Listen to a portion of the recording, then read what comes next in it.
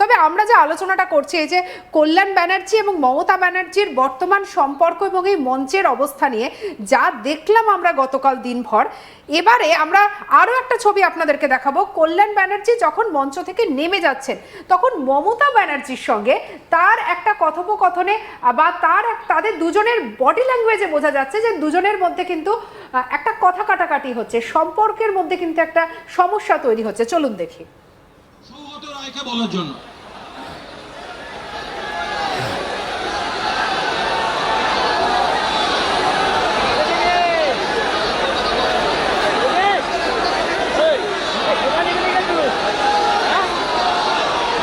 অধ্যাপক সৌগত রায়কে বলার জন্য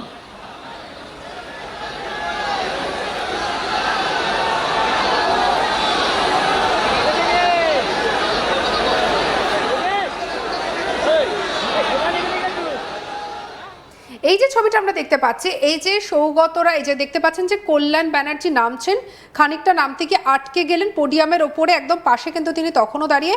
সৌগত রায় উঠছেন এবং কুণাল ঘোষ তাকে সাহায্য করছেন পোডিয়ামে নিয়ে যেতে, কিন্তু এই সময়টাতে পিছনে দেখা যাচ্ছে কল্যাণ ব্যানার্জির সঙ্গে মমতা ব্যানার্জির একটা কথা কাটাকাটি। এই যে আঙুল তুলে কিছু একটা বলছেন, মমতা ব্যানার্জি আঙুলের ইশারা করে বলছেন তুমি নেমে এসো। ঠিক আঙুলের যে অ্যাঙ্গেলটা আমরা দেখলাম অনির্বাণ, ঠিক এই রকম ভাবে সাধারণত যখন আমরা কাউকে নেমে আসতে বলি, সরে আসতে বলি, তখন কিন্তু আমাদের আঙুলের মুভমেন্টটা এরকমই থাকে।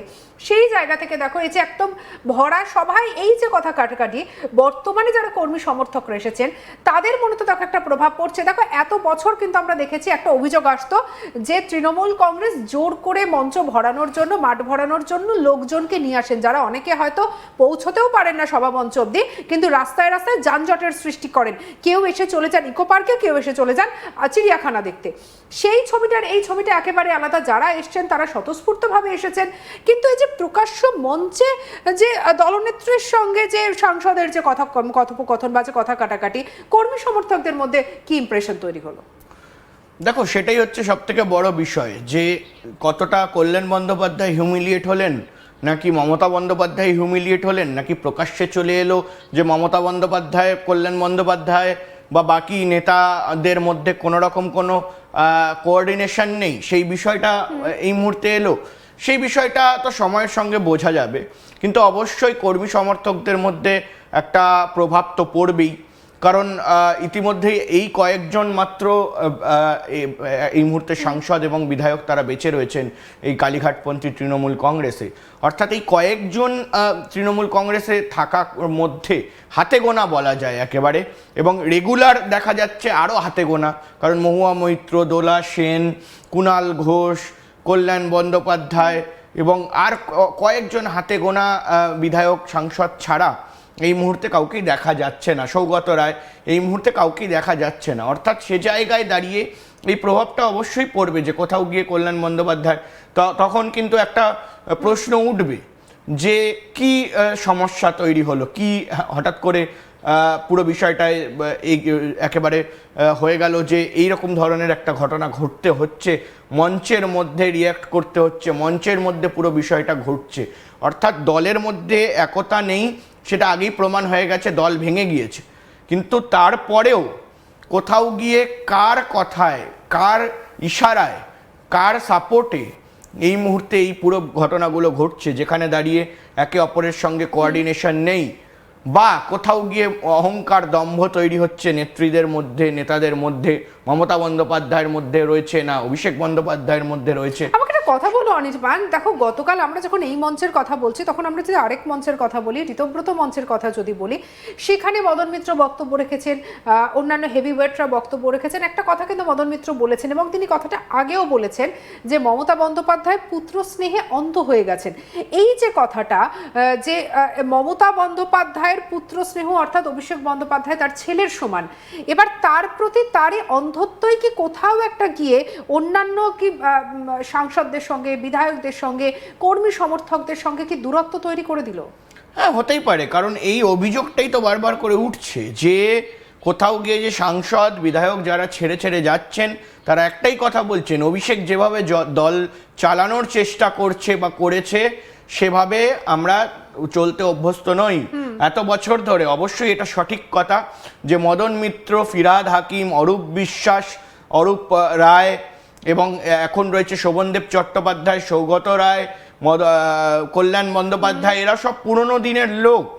এবং শুধু তাই নয়, পুরনো দিন থেকে, প্রথম দিন থেকে লড়াই করে আসছেন মমতা বন্দ্যোপাধ্যায়ের সঙ্গে। সে জায়গায় দাঁড়িয়ে অভিষেক বন্দ্যোপাধ্যায়ের যে উত্থান, সেই উত্থান অনেক পরে হয়েছে, সেই উত্থান অনেক পরের দিকে।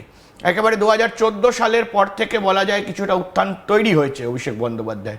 অর্থাৎ সে জায়গায় দাঁড়িয়ে যদি অভিষেক বন্দ্যোপাধ্যায় আলাদা করে নিজে পুরো দলটাকে চেষ্টা করেন চালানোর, বিধায়ক সাংসদেদের চালনা করার চেষ্টা করেন, অনেকেরই সেটা খারাপ লেগেছে। এবং তার পাশাপাশি ভোট কৌশলী সংস্থা আইপ্যাক নিয়ে বিভিন্ন কথা হয়েছে। অর্থাৎ এই অভিযোগগুলো তো রয়েছে, অর্থাৎ এই অভিযোগের মধ্যে কল্যাণ বন্দ্যোপাধ্যায়ও এই অভিযোগ করেছেন।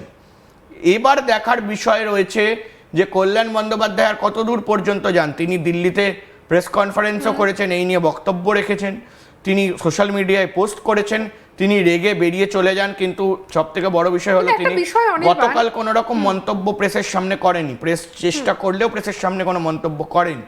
অর্থাৎ সে জায়গায় দেখার যে এই যে ক্ষোভটা কতদূর পর্যন্ত গড়ায়। একেবারে অনির্বাণ, দেখো এই যে তুমি বলছো যে মঞ্চের বাইরে তার বেরিয়ে যাওয়া, কিন্তু মঞ্চে বেরিয়ে যাওয়ার আগে আরও একটা ছবি আমরা দেখেছি। অভিষেক ব্যানার্জি যখন দেখলাম আমরা, কল্যাণ ব্যানার্জি যখন আঙুল তুলে কিছু একটা বলছেন, সেই সময় হাত নামিয়ে দিচ্ছেন অভিষেক ব্যানার্জি। এই ছবিও কিন্তু প্রকাশ্যে চলে এলো, দেখবো।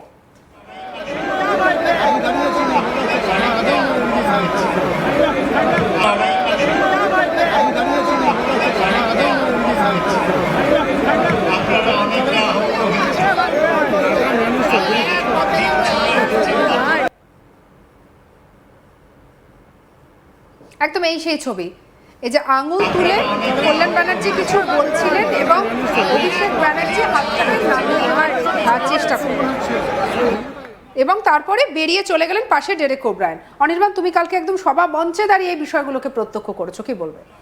দেখো, এই সময়টা তখন দেখা যায় যে কল্যাণ বন্দ্যোপাধ্যায় তিনি কিছু একটা বলেন, সম্ভবত ভাষা যে কথা এবং ভাষা যে আকার ইঙ্গিত বা মুখের ভঙ্গি, সেটার থেকে কিছুটা হলেও বোঝা যাচ্ছে যে কল্যাণ বন্দ্যোপাধ্যায় তিনি বলতে চাইছিলেন যে মমতা বন্দ্যোপাধ্যায় আমি এইসব ব্যবস্থা করেছি, আমি এইসব আপনাদের জেলায় জেলায় গিয়ে বিভিন্ন জায়গায় যাই এবং কোনো এমপি এমএলএ আপনার যায় না, আমি যাই।